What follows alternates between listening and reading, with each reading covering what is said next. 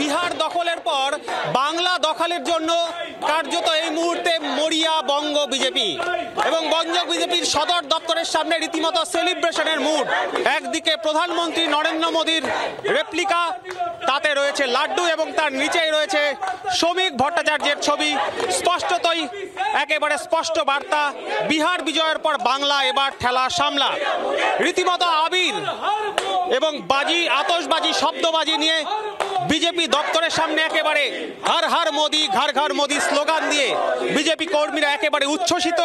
বিহার জয়ের পরেই কিন্তু আজকে গুরুত্বপূর্ণ সাংগঠনিক বৈঠকে বসতে চলেছে বিজেপি, যেখানে বিজেপির কেন্দ্রীয় নেতৃত্ব একেবারে কোর কমিটি বাংলা দখল কিভাবে সম্ভব তাই সেই বিষয়ে একেবারে চুলচেরা বিশ্লেষণে বসছেন। সব মিলিয়ে এই মুহূর্তে বিজেপির লক্ষ্য বাংলা দখল।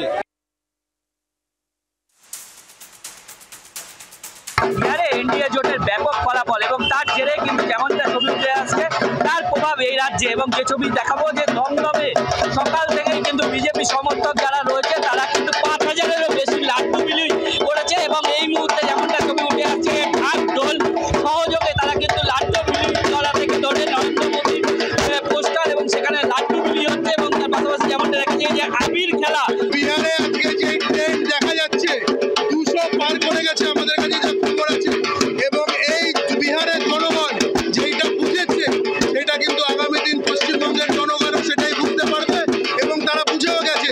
আমাদের বিশ্বাস 2026-এ ভারতীয় জনতা পার্টি পশ্চিমবঙ্গের ভালো আসনের সঙ্গে জিতবে। পশ্চিমবঙ্গে যে 2026-এর নির্বাচন রয়েছে সেখানেও যেন বিজেপি আরো ভালো ফল করবে সেটাই তারা কিন্তু আশাবাদী।